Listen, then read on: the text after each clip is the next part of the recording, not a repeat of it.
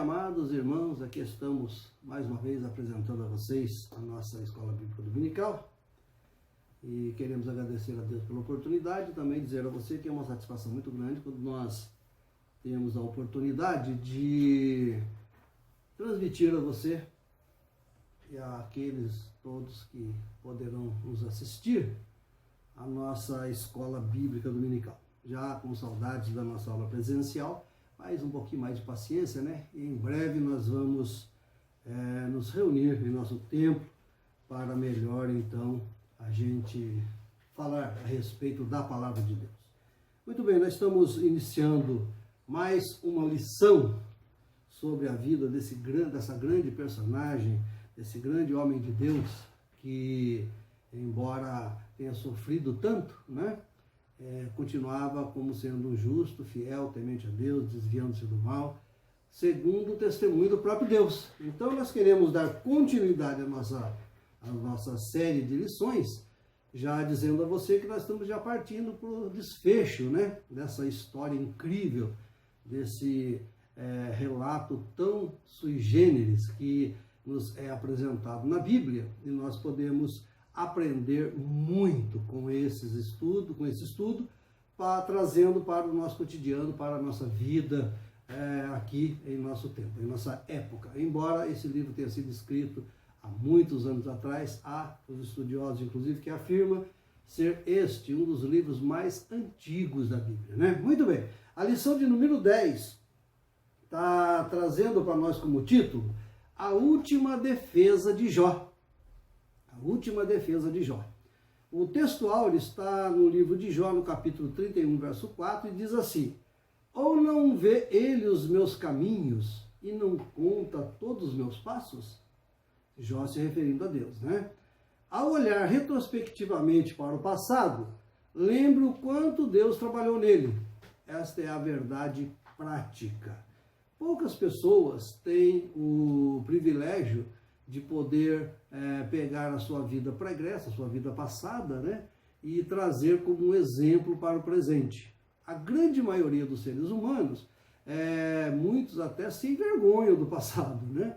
Parece que, principalmente aqueles que aceitaram Jesus depois de adulto ou depois de uma certa idade, né, eles se envergonham de muitos atos que ele cometeu no passado, sabendo que eram atos que não agradavam a Deus, né? Então, numa regra geral, isso que aconteceu com Jó não tem nada de normal, nada de cotidiano, né? Não é nada simples de observar. Mas o ensino que nós queremos trazer nesta lição aqui, ele está registrado no capítulo 29,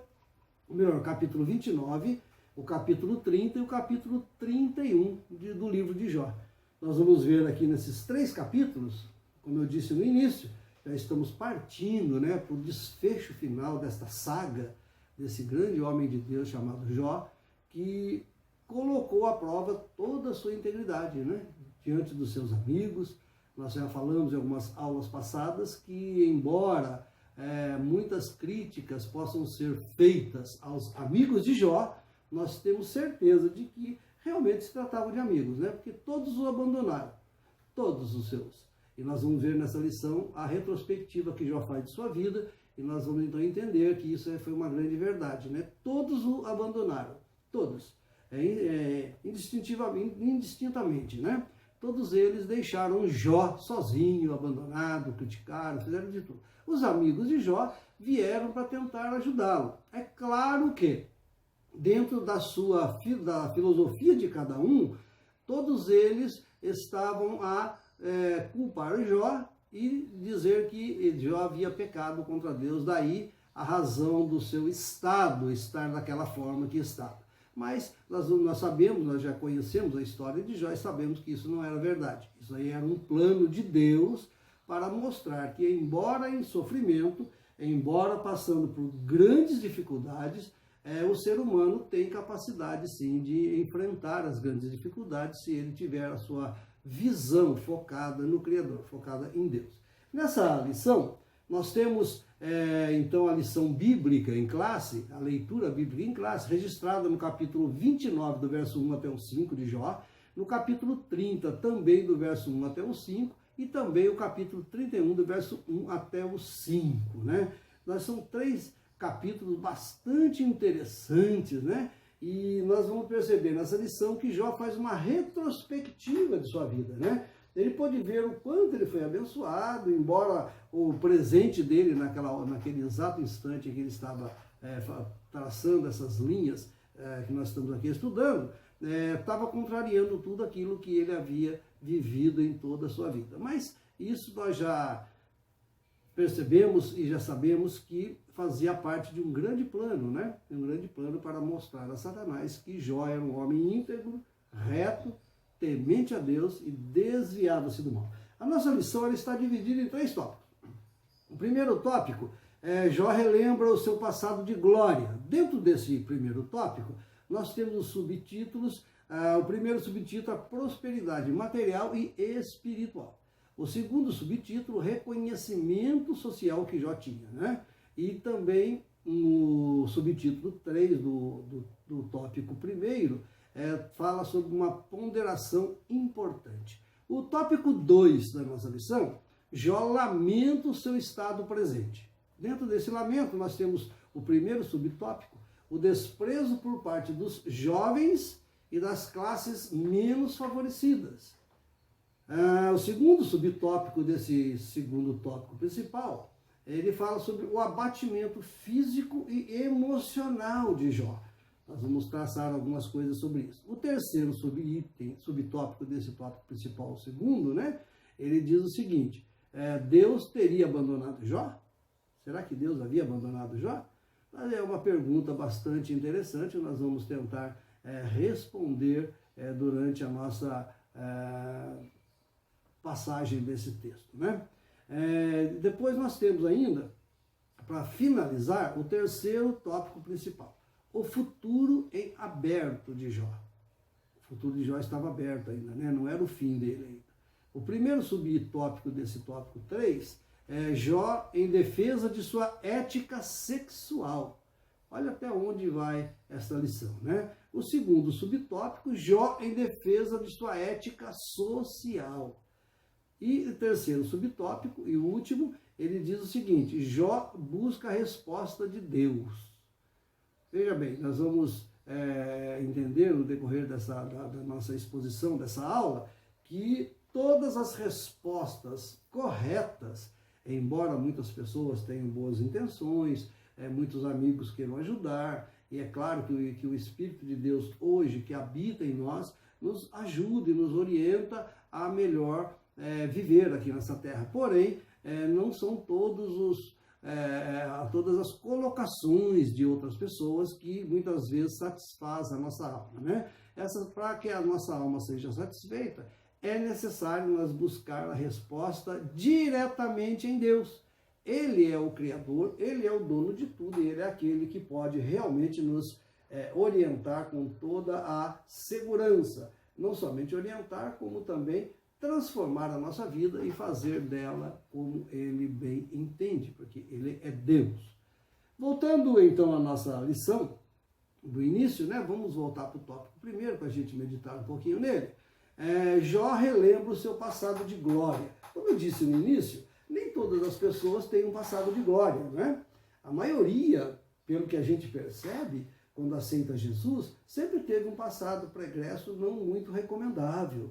E graças ao bom Deus, graças ao grande amor de Deus, graças à graça de Deus, ele acaba então recebendo do Senhor muitas bênçãos em detrimento daquilo que ele fez no passado. Mesmo não ser um passado muito recomendável, Deus transforma. É aí que entra então, mais na frente, mais adiante na Bíblia, a pessoa bendita de Jesus Cristo, que com o seu sacrifício e com o seu muito amor com que nos amou, ele pode então nos reconciliar com Deus, embora o nosso passado muitas vezes não contribua para que isso ocorra. Pois bem, Jó relembra o seu passado de glória. Eu achei interessante destacar, irmãos, que a primeira coisa que Jó fala a respeito do seu passado, no capítulo 29, né, ele no versículos 2, 3 e 4, a primeira coisa que ele lembra-se do seu passado é da comunhão que ele tinha com Deus. Como eu disse há pouco, nem todos tinham uma comunhão desse tipo. Mas acontece que é muito mais comum do que a gente pensa, pessoas que já gozaram de uma experiência com Deus, que já gozaram de servir ao Senhor, das bênçãos que Deus tem para nos dar, e essas pessoas muitas vezes, dadas as circunstâncias da vida, né, dados os problemas que muitas vezes enfrentam, abandonam a fé, abandonam ao Senhor.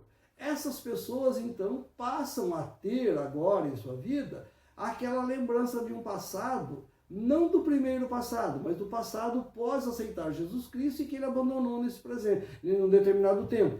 Então esse passado com Deus, ele é muito interessante, porque Jó, embora não tivesse o seu passado fosse só coroado com a presença de Deus, ele relembra a primeira coisa que ele sente que perdeu e estava fazendo muita falta para ele, era a sua comunhão com Deus. Verso 2 até o 4 diz assim, olha, quem me dera ser como eu fui nos meses passados, nos dias em que Deus me guardava. Ele lembrando de Deus.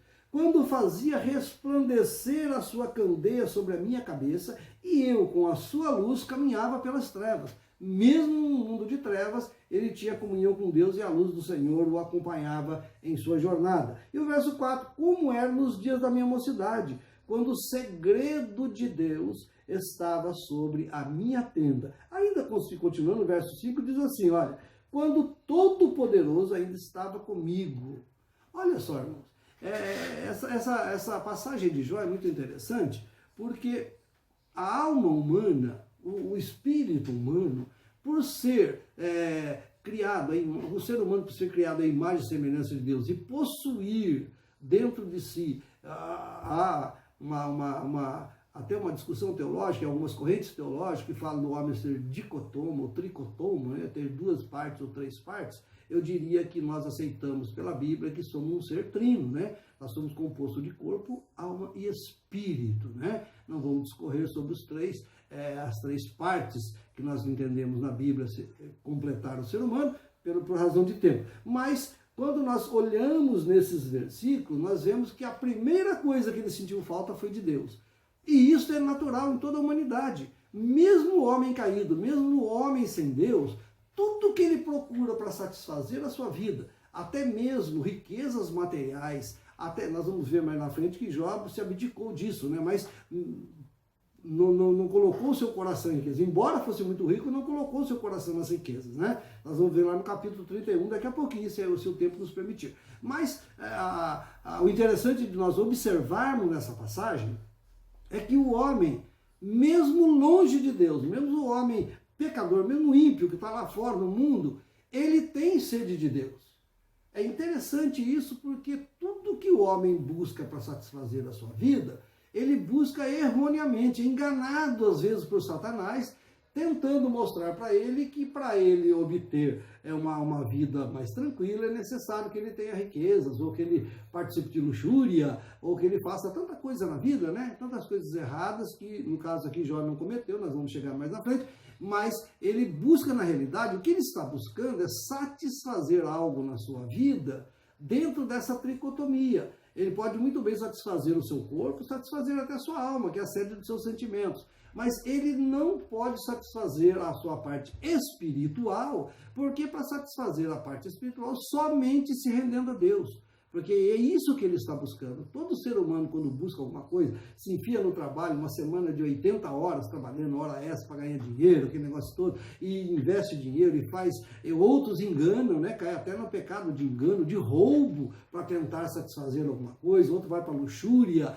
vai para uma vida sexual desenfreada, tudo isso buscando satisfazer alguma coisa. Quando na realidade, o que satisfaz o ser humano é a presença de Deus. Daí, a primeira coisa que Jó sentiu naquele momento presente que ele estava vivendo, ter perdido, foi a comunhão com Deus. Então a comunhão com Deus é a coisa mais importante que o ser humano tem. Quando Adão e Eva saíram do paraíso, o que eles mais perderam não foi simplesmente ter saído de um lugar, de um habitat, né? Não foi ter simplesmente saído de um lugar onde tinha muitas árvores, eles comandavam tudo, era tudo muito lindo, muito bonito. Eu acredito até que a temperatura era bem estável, não tinha muito frio nem muito calor, eles viviam regaladamente. Mas o pior que ocorreu com eles, com a humanidade através deles, foi se afastar da presença de Deus. Então esse é o ponto principal dessa lição que eu vejo. Jó preocupado, já contando a sua defesa, né, falando que nos tempos passados ele tinha a presença do Deus Todo-Poderoso do seu lado. A segunda coisa que eu vejo que Jó estava sentindo ter perdido, ainda está no versículo 5, que nós lemos só a parte A dele. A parte B diz assim, olha, e os meus meninos ao redor de mim. Ele estava fazendo uma alusão à sua família. Outra coisa muitíssimo importante, o homem ele pode buscar tudo o que ele quiser, mas se ele não tem uma família estável, não consegue se equilibrar dentro do seu lar, ele acaba por colocar por terra toda a sua vida. Ele é uma pessoa rabugenta, ele é uma pessoa, tanto o homem quanto a mulher, né, são pessoas difíceis de lidar, de difícil trato, né? Não são pessoas agradáveis, porque não possuem uma família estável. Então a família é um outro ponto extremamente importante na vida do homem. Uma outra coisa que nós vemos que Jó agora ele está sentindo, que no passado ele tinha e hoje não tem mais, é a prosperidade material. Então nós falamos da espiritual, da familiar, né? E a prosperidade do tópico 1 só fala prosperidade material e espiritual, mas eu coloco a espiritual em primeiro lugar, família em segundo e a prosperidade material em terceiro lugar. A prosperidade material de Jó era fruto do seu trabalho, óbvio. Se ele não trabalhasse, ele não tinha tanta riqueza como ele tinha, não é? Mas ele era uma pessoa afortunada, era uma pessoa muito bem-aventurada.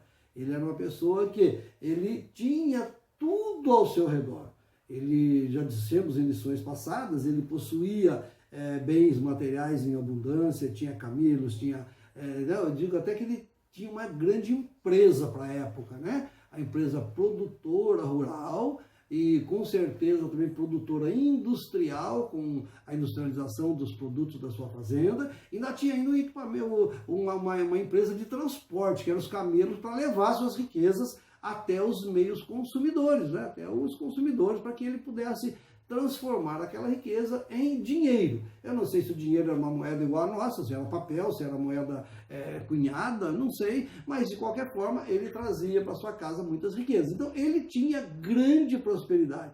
E essa grande prosperidade, né, ele está a partir do versículo, no verso do capítulo 30 em diante, né, nós vamos ver que agora ele começa a cair em desgraça, né, mas ainda no 21, ele mostra muito, melhor, no 29, né, ele ainda mostra muito o que ele tinha de bom no passado.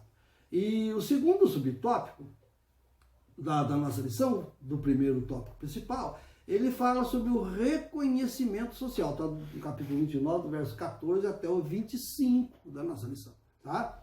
Do livro de Jó. Se você puder acompanhar com a Bíblia aberta, seria muito interessante para você pegar direitinho essa sequência de colocação que Jó está fazendo nesses capítulos 29, 30 e 31, que é a última posição que Jó está se colocando para os seus amigos e agora especialmente diante de Deus, né? Então, o reconhecimento social de Jó era algo fantástico. Quando nós falamos social, nós não vamos pensar simplesmente no lado filantrópico de Jó. Também possuía isso, mas nesse caso aqui ainda não é o lado filantrópico. Eu estou falando do lado, digamos assim, orientador de Jó, do lado sábio de Jó. Ele era sábio e todos o reconheciam como sábio. A Bíblia diz que, se você olhar aqui, ele diz, logo no verso 7, né, ele diz assim, ó, quando saía à porta da cidade e na praça fazia preparar minha cadeira. O que ele quer dizer com isso? Nós sabemos que o livro de Jó é escrito no estilo poético, né, a poesia judaica, por isso que ela traz algumas particularidades, nós temos que levar isso em conta para poder compreender melhor o livro de Jó. E ele está querendo dizer o seguinte, quando ele saía na praça da cidade, por exemplo, as pessoas arranjavam um assento para ele. Para quê? para em roda de Jó ouvir as sábias palavras de Jó e até conselhos. E quantos nós não podemos deduzir desse texto que iam para aquelas reuniões, vamos dizer assim, na praça, em aberto, para aprender com Jó ou até para levar alguma questão para que Jó os ajudasse a resolver. Então ele tinha um reconhecimento social ali na cidade de Uz, né? Lá, nós já vimos lá no primeiro capítulo, versículo 1, na terra de Uz, ele morava na terra de Uz, os homens e as crianças, todos o respeitavam. Até os magistrados, até os grandes da cidade se curvavam a ele. Tal era a sua grande sabedoria e a sua grande comunhão com Deus era fruto, era o resultado, era o que ocasionava essa sabedoria que Jó possuía. Então ele era um homem muitíssimo respeitado. O terceiro subtópico, primeiro item, uma ponderação importante. Não há dúvida que Jó, conforme a Bíblia mostra, era um modelo de justiça social. Só que nós não podemos levar para um outro lado, como muitos querem forçar um pouco, às vezes, as Sagradas Escrituras, para defender, por exemplo, partidarismo político até. Por que não? Muitos usam a Bíblia com essa intenção, né? E nós temos, então, que tomar muito cuidado, porque ele era um homem que defendia a justiça social, mas nem de longe ele poderia ser classificado como sendo um socialista político, né? Um político socialista, porque é muito além daquilo que ele fazia. Tanto é verdade que ele era um grande empresário, tinha muitos empregados, então não poderia ser um socialista, tinha até escravos que era propriedade dele, e ele então comandava aquilo com muita justiça. Ele era assim um homem de muita justiça. Dando uma repassada, ele falando tudo que ele possuía, falando da sua comunhão que ele tinha com Deus, primeiro o lado espiritual, falando dos seus filhos, mais o lado familiar, e falando agora que ele era um homem que socialmente todos o respeitavam, nós então vemos agora Jó começar a entrar no capítulo 30, até interessante que o versículo 1 do capítulo 30, depois de discorrer tudo isso que nós tentamos traduzir aqui para vocês, ele fala o seguinte: mas agora, olha só, mas, porém, todavia, agora, a partir desse momento que eu estou passando, as coisas mudaram, né? Olha só o primeiro versículo: mas agora se riem de mim os de menos idade do que eu. Ou seja, até os jovens, até as crianças olhavam para Jó, aquele que há pouco tempo atrás era extremamente respeitado naquela cidade, e riem dele. Ou seja, ele começou a servir de chacota na cidade. Irmãos, é uma contraposição muito grande. Uma pessoa quando não tem nada e de repente ela aceita Jesus, ela trabalha muito, ela faz a sua vida ser bacana e começa a prosperar tanto materialmente quanto espiritualmente, as pessoas que não o respeitavam passam a respeitar, né?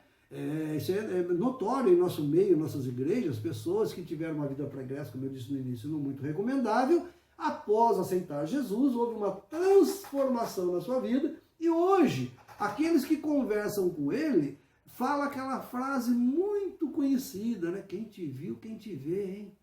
Viu você no passado, todo remendado, todo sujo, todo maltrapilho espiritualmente falando, ou todo não era muito recomendado na sociedade, ninguém confiava em você, ninguém gostava de você, você não tinha nada de bom para apresentar na sua vizinhança, né, na sua família, e hoje você é um homem respeitado, uma pessoa que tem a presença de Deus na vida, uma pessoa na qual se pode recorrer até para obter conselhos. Então, essa colocação é bastante interessante que Jó fazia, né? Agora, ao invés, antes eu era assim, agora eu estou perdendo isso. Irmãos, se existe algo que faz com que o ser humano sinta-se totalmente desprotegido, é algo que se chama sentimento de perda. Sentimento de perda. Grandes empresários passam por dificuldades, acabam perdendo empresa ou perdendo seus bens, ali na frente psicologicamente falando, ele está arrasado. Por quê? Porque ele acaba tendo um sentimento de perda. Aquilo que ele tinha tudo em suas mãos, ele vê vazar pelo vão dos seus dedos. Então isso é muito sério. Isso traz uma consequência, né, que é difícil recuperar ela na frente. Somente quando o homem faz como Jó fez. Reconhece o seu passado, sabe o seu presente como está e sabe o que ele depende, o que ele precisa no futuro, que é o que nós vamos continuar nessa lição. Então ele recebeu desprezo por parte dos jovens, né? O segundo subtópico diz assim, ó, abatimento físico e emocional. Físico nós não precisamos nem voltar a comentar, porque todos nós sabemos que Jó estava enfrentando uma enfermidade tão forte, né? Ele se coçava com caco de telha, ele estava cheio de úlceras, todo cheio de chagas, né? Estava assim um trapo humano, né? Estava um maltrapilho humano ali. E as pessoas até fugiam dele. A Bíblia relata muito bem, né, que as pessoas fugiam dele, outros o empurravam de lado. Se encontrasse ele na mesma calçada, empurrava ele para o lado. A Bíblia fala dessa forma mesmo. Se você ler todo o capítulo 30, você vai perceber a quantidade de injúrias, a quantidade de desprezo que Jó estava sofrendo, não porque ele estava cometendo pecado, ou que ele deixou de ser uma pessoa boa e agora partiu para ser uma pessoa ruim, um matador, um assassino, um ladrão, né? Não respeita. Não, simplesmente pelo estado em que ele estava. Porque na cultura antiga estava enraizado que uma pessoa bem-sucedida era uma pessoa que estava mais próxima de Deus. Uma pessoa mal-sucedida é uma pessoa que se afastou de Deus. E nós não queremos trazer aqui de novo as mesmas considerações passadas que seus próprios amigos, né, os amigos de Jó trouxeram, que dizia que o estado dele era decorrente de pecados não confessados. E nós vamos ver que não tem nada disso, né? Trouxemos isso em todas as nossas lições até agora, enfatizando muito que Deus não aceita mercadologia. Não dá para você mercantilizar com Deus. Eu dou para Deus e Deus dá em troca. Não. Tudo que nós fizermos, nós jamais poderemos dar algo de bom para Deus, porque nós só temos a nossa natureza falida, não é verdade? Um pecador só pode apresentar a Deus sua vida de pecados, o que mais? Né? Ou aquele que já foi regenerado, ele passa então a suplicar que Deus conserve dessa forma, embora ele reconheça que ainda continua um ser falho, não é verdade? Então nós temos que tomar muito cuidado quando nós falamos de mercantilizar com Deus. Isso não pode, a Bíblia não nos autoriza a fazer isso, porque Deus nos dá graciosamente. Aliás, Lamentações de Jeremias, né? Jeremias fala que as misericórdias do Senhor são a causa de nós não sermos destruídos. Ele também foi desprezado e menosprezado até pelos de classes inferiores. Que classes inferiores eram essas? As classes menos favorecidas. Aquelas pessoas que talvez no passado ele tenha ajudado, hoje olham para ele e falam assim, eu estou melhor do que você, olha o estado seu. O que você fez para Deus? Irmãos, tudo isso estava abatendo sobre Jó e o seu estado presente, então, estava começando a ficar psicologicamente, emocionalmente e fisicamente muito comprometido em razão dessas colocações de terceiros em sua vida.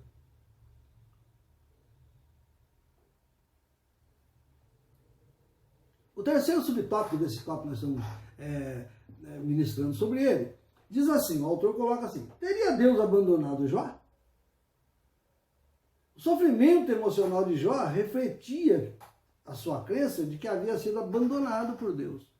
Ele estava ali, eu fui abandonado por Deus, não é possível, porque Deus me abençoava, eu tinha comunhão com o Todo-Poderoso, eu sentia a sua presença, era abençoado materialmente, era abençoado espiritualmente, era abençoado socialmente, era abençoado na minha família, e de repente me veio tudo isso, Deus me abandonou. E olha, irmãos, se nós formos analisar, ele estava com toda a razão. Deus o havia abandonado.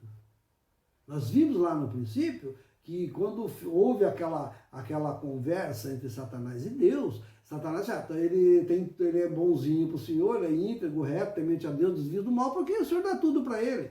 Então, Deus simplesmente se retirou e falou, eu vou deixar ele abandonado por um pouco para mostrar para você que não é só isso não. Que esse homem tem outras características, outras qualidades que você não conhece, né? É a saga de Jó que nós estamos debatendo nesse trimestre. Quantas pessoas não passam por esse sentimento? né? De desprezo, sentimento de perda, né? De perda de tudo, sentimento de ser injuriado, de ser massacrado pela sociedade. Quantas pessoas não passam? E quantas vezes o sentimento de injustiça não assola a nossa alma? Meu Deus, eu fiz tanta coisa. Isso nós passamos a todo instante, irmãos. Às vezes a gente para e pensa, meu Deus, tal pessoa não podia ter feito isso comigo. Eu fiz tanto para ele, tanto para ela, né? E de repente eu sou desprezado dessa forma.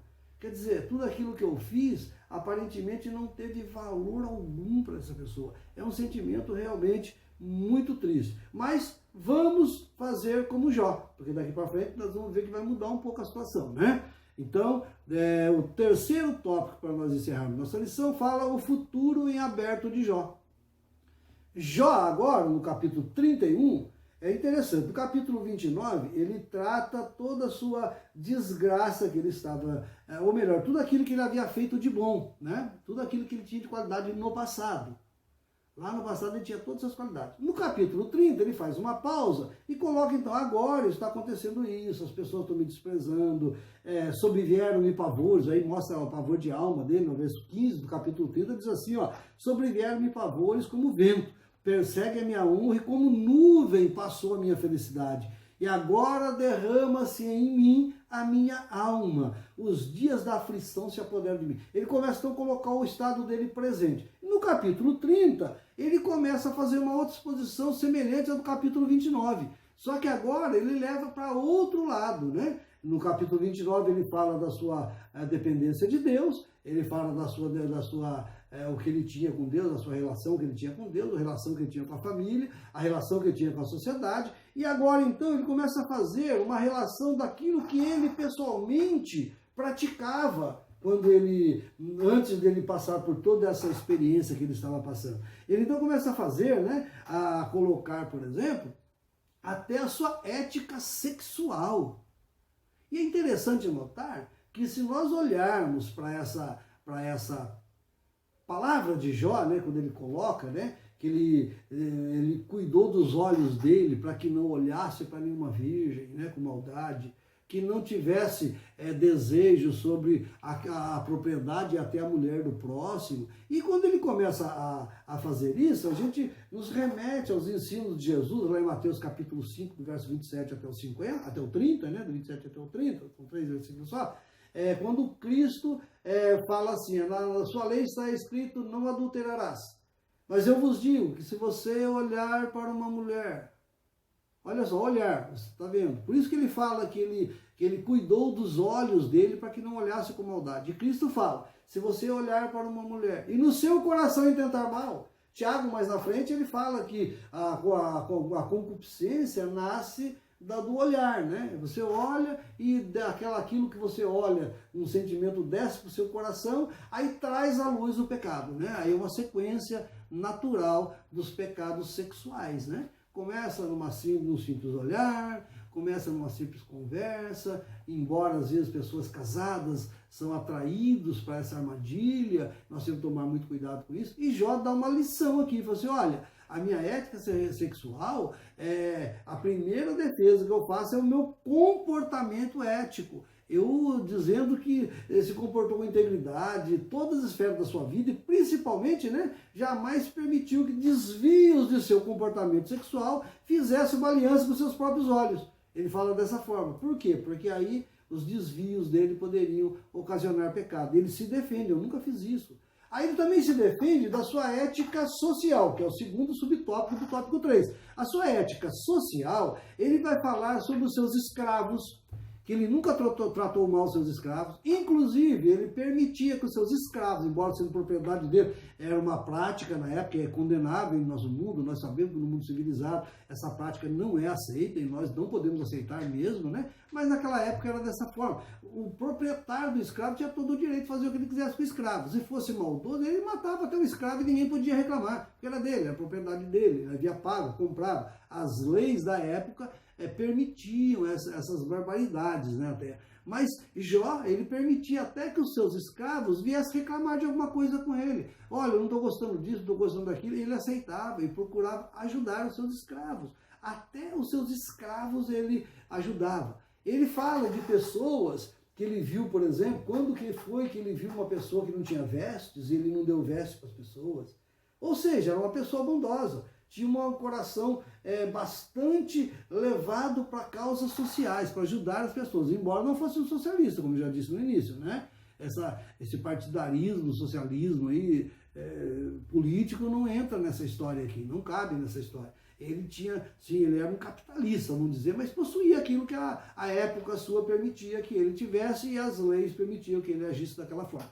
Então ele tratava as pessoas com dignidade, ajudava os pobres, aquilo que não... Como alguma vez já comi um manjar e olhei para o lado, alguém não tinha o que comer e eu não dei para eles. Ele chega até a comentar isso. Então, ele faz uma defesa agora da sua ética social, né? E depois, então, ele fazendo essa defesa, no capítulo 31, aí ele começa, então, a falar o seguinte, que ele fez tudo isso e agora ele busca uma resposta de Deus. O verso 33 do capítulo 31 diz assim, olha só, vamos ver se é o verso 33, é o verso 35 até o 37, né? Do 35 até o 37. Vamos ler aqui para que os irmãos entendam o que eu estou querendo dizer.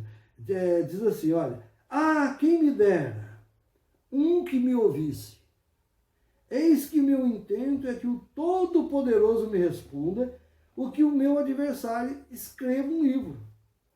Por certo que o levaria sobre o meu ombro, sobre mim, e o ataria como coroa, porque ele sabia que não tinha nada do que acusá-lo. O número dos meus passos lhe mostraria, como príncipe me chegaria a ele. Ele está mostrando agora que ele tinha certeza da sua integridade, que tudo aquilo que ele havia falado era verdade, e que ele poderia se apresentar diante de um que pudesse ouvi-lo. Ele está dizendo aqui, quem me dera um que me ouvisse. Ele está falando de Deus, no caso, né? Mas ele se mostraria diante dele, de Deus, e se mostraria como um príncipe, que não deve nada e que tem todo o direito à sua justiça a ser restabelecida, né? A sua confiança é de um príncipe mesmo, como eu acabei de dizer aqui. Então, ele ainda fala até uma coisa muito interessante, que nós temos que ponderar muito quando falarmos essas coisas, porque ele diz o seguinte, ele inclui na sua fala uma maldição, olha só, caso tenha deixado de falar a verdade, que caia sobre mim mesmo. Ele pede, se eu falei alguma coisa errada, que caia sobre mim, né? Jó reconhece que a sua tentação veio por meio de uma observação daquilo que pode ser desejável. Ele sabe que pode ser desejável, mas ele se desviou de tudo aquilo. Então, ele busca até forçar, até chega no extremo de contar dessa forma. E ele está procurando, então, alguém que pudesse falar com ele e ouvir aquilo que ele estava dizendo. Quando ele fala dessa forma, está voltando no início da nossa lição, que eu disse que aquilo que o homem mais anseia é por Deus. Por mais que que o homem busque sabedoria, busque se satisfazer com as coisas mundanas, busque tudo nessa vida, enquanto ele não se voltar para Deus, não vai ser satisfeito. E ele queria então que Deus o ouvisse. Então agora ele está planejando o seu futuro. Amém? Nós vamos encerrando a nossa lição por aqui. Eu quero vou ler a conclusão que está colocada na nossa lição, que eu creio que tenha bastante ensinamento para você. E então nós vamos deixar as demais colocações dessa lição para as próximas lições, né? Para fazer a nossa sequência e não atropelarmos a sequência que nos é fornecida pela CPAD, a nossa revista da Escola Bíblica Dominical. A conclusão, o autor coloca da seguinte forma: nesta lição vimos que Jó se lembrou do seu passado abençoado e de como agiu com integridade e humanidade com o próximo. Nunca havia agido de forma injusta com ninguém, nem tampouco cometido pecados que o desonrassem moralmente. A sua integridade estava intacta. Ele tinha consciência disso. Assim, ele acredita que chegou o grande momento de se apresentar diante de Deus e receber dele o veredito de que é um homem injustiçado e inocente. Nós vamos prosseguir nas próximas lições, a partir do capítulo 33 agora, nós vamos ver uma recolocação de Eliú, né, que é o mais jovem de seus amigos que se apresentaram diante dele para consolá-lo, e Eliú então traça uma série de de colocações até muito inteligentes por parte dele, muito inspiradas por Deus, mas não deixando de ser ainda preso às suas tradições, né? Tradições da sua época, circunstanciais dele. Ele vai acusar Jó de falar injustamente de Deus, no capítulo 34, né? No capítulo 35, o bem e o mal não podem afetar Deus, no capítulo 36 ele justifica Deus, e Jó diz que Jó tem pecado, por isso que estorva a bênção dele, volta naquela velha saga anterior, né? E depois ele continua criticando Jó, e nós vamos ver mais na frente, então, quando Deus responde a Jó, finalizando essa saga da vida de Jó. Amém, meus irmãos? Que Deus possa, em Cristo, vos abençoar grandemente. E eu peço a você, mais uma vez, divulgue o nosso trabalho, divulgue esse vídeo, divulgue essa filmagem que nós fazemos para você, essa aula, né? Essa videoaula que nós fazemos para você, e que todos possam usufruir desses momentos de meditação na palavra de Deus.